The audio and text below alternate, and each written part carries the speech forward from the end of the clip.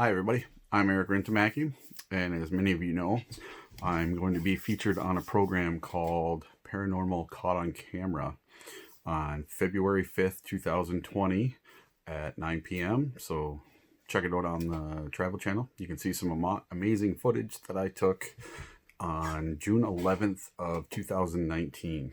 I took out a Yooperlite night picking tour to an area close to Whitefish Point. We were on the harbor side, and we went out Yooperlite picking. It was a couple in their 70s from Ann Arbor, Michigan, and a nice lady from Milwaukee, Wisconsin. None of us were smoking, doing any drugs, anything like that. So we go out on this night picking tour, and we're having a great time. It's about 1 o'clock in the morning. Just before 1 o'clock in the morning, it starts raining. So we decide to get off the beach and call it a night, because in June it doesn't get dark till about 11:30 or so. So it's really late at night when you can first start picking for Yooperlites, because you have to hunt them in the dark. Some of you guys have seen the video of what I'm going to talk about on YouTube or on Facebook, but I've never really told my story. So I had one of my friends, Jacob, asked me the other day to do a video and tell you guys exactly what happened. So it was a early summer day, June 11th, 2019 at Whitefish Point at the harbor side. We're just about to the harbor. We're coming off the beach, and the older lady and her husband and the lady from Milwaukee, all four of us were on the beach. It was me and the older lady from Ann Arbor walking him back, and then the lady from Milwaukee and the other lady's husband were up in front of us about, 30 or 40 feet in front of us. Starting to rain. It's pitch black. We only have our UV lights to look for Yooperlites. That's all we're seeing by. And we're just very slowly walking along, and the lady next to me, she grabs my shirt and tugs on my shirt and says, "Hey Erik, what are those lights back there?" And I'm like, "That's just a ship." I didn't even hardly turn around, didn't think nothing of it, because the only thing it could be was a ship going through the shipping channel. And she's like, "Erik, turn around." So I turn around. I look behind me, and there's 3 lights in the sky. Just about like this. Okay? Now we'll get over this way. And then all of a sudden, they flip position and flip position back. And they're 3 bright orbs. I would say the bottom one was 100 feet off the water, and the one on top was about 200 feet above the water. And they were in a odd triangle shape like this, oblong triangle. The top light went out. The bottom light went up to where the top one was. It went out. And then the one that was over here flew up to where the top one was. And then whoop, one would come below it. The top one would go out, and then the top one would go up. And then another light would appear below it. And this went on over and over and over again for quite some time, and we didn't know what to think what they were. So we watched them for a good 10 minutes or so, and I decided to get my phone out. And I got my old Galaxy Note 8 phone out and started filming, and got some incredible footage of them coming towards us, getting really close. And these things moved so incredibly fast. There's no way that it was any kind of Chinese lantern or a drone or seen almost fire or anything natural. I don't know what these things were, but in my opinion, they were intelligently controlled, because when we started watching them for a few minutes, you'd see one light all by itself, and all of a sudden, it would fly halfway down the beach and just hover above the beach, light the whole beach up, all the water, and then slowly fade back out to the point. And it did this probably 6-8 times while we were just standing there before I even got my phone out. And after I got my phone out, the women got really scared. And they got so scared when one of these lights came kind of close to us that they made me hightail it up to the truck. The one lady's hiding behind a big rock. I mean, they were absolutely scared crapless. I mean, they were terrified. So we got in my truck and I pulled my truck around, pointed it straight at these lights. And at the time there was 2 lights in the sky. And I did the turn my lights on and off 3 times to see if I would get a reaction. And I actually got the light to come closer. And I did this a couple times. We got it to come really close. And when I was standing on the beach before we got in my truck, I did film with my camera for, I don't know, about 12 minutes on the first video. I took 3 different videos, but only one of them did I ever publish. And the first video I took was while we were still standing on the beach. And sorry, I'm going all over the place. And when we did, it would go from 1 to 2, 1 to 2, 1 to 2 lights, okay? And trading positions up in the sky. And all of a sudden, we see from the right, here comes a ship. Okay, well, the ship starts coming into view. And one of these lights, it goes from 2 lights down to 1 light, and the light just hovers barely above the water that we can see. And the ship comes like this and goes right underneath this light. And we thought that the stern of the ship, the big part of the ship there that sticks out with the captain and everything, we thought that light was going to hit it. It was so close. And as soon as the ship got past that light, another light appeared below it, and then this one went out. And these lights went on for over an hour and 38 minutes. I watched them.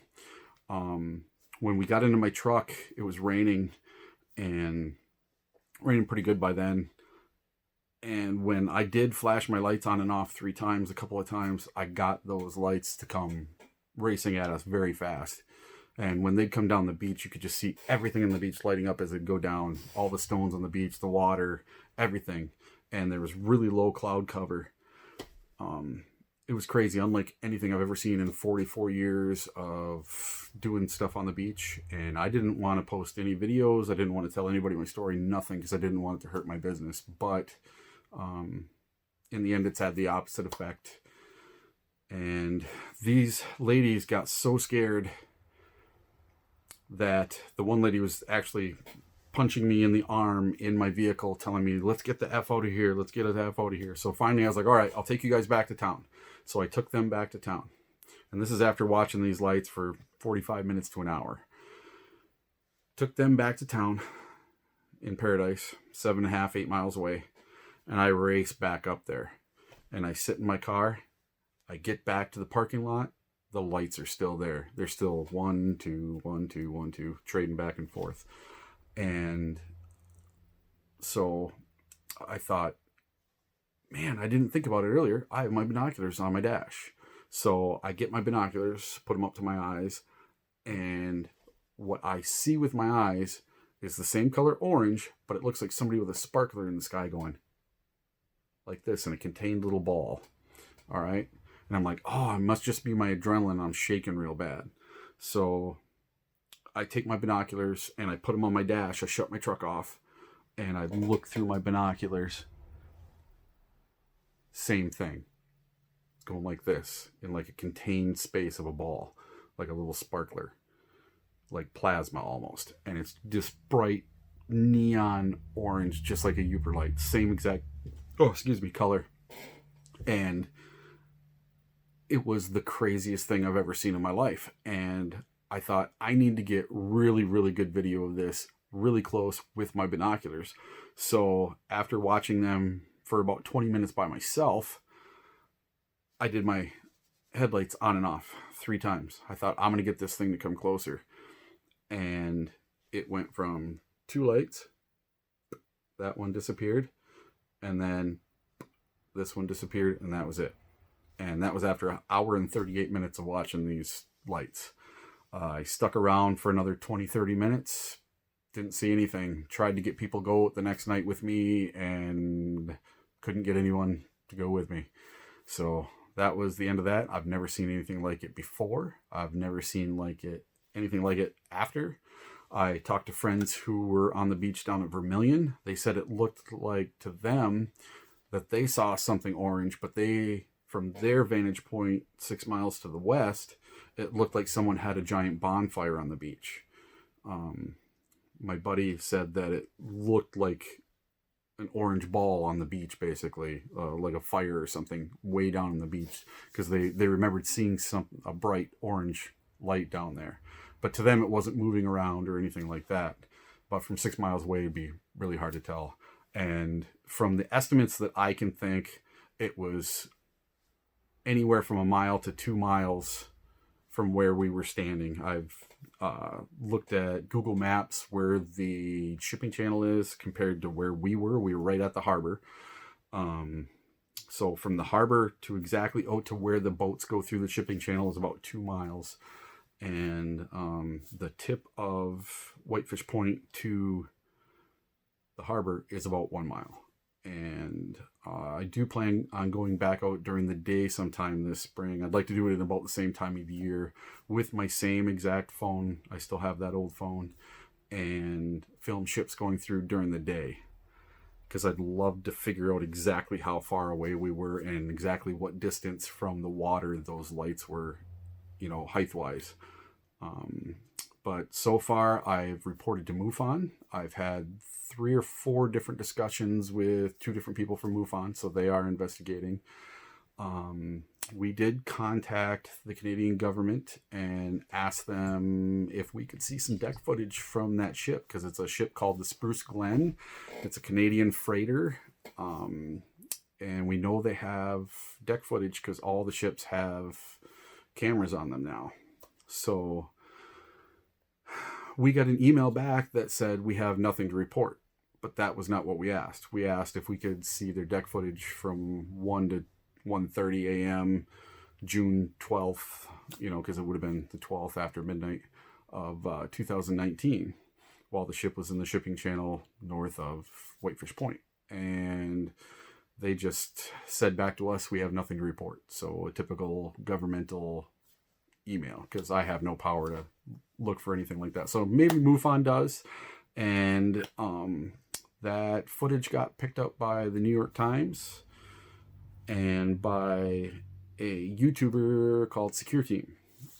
And so it's gotten probably close to 1 million views now online. Had about 500,000 the last time I looked on YouTube. And it ended up getting picked up by a show called Paranormal Caught on Camera on the Travel Channel. And that's going to air on February 5th, 2019 at 9 p.m. They did a Skype interview with me, lasted about an hour and a half long. I'm sure they'll only use like 30 seconds of what I talked about. But I figured this is a good way for me to tell the entire story of what happened, and, take it for what it is. You can believe me, you don't have to, but it is what it is. I saw what I saw. I had people with me. I didn't want to report it, but I figured it was my duty to report it. So, all right. See you guys later.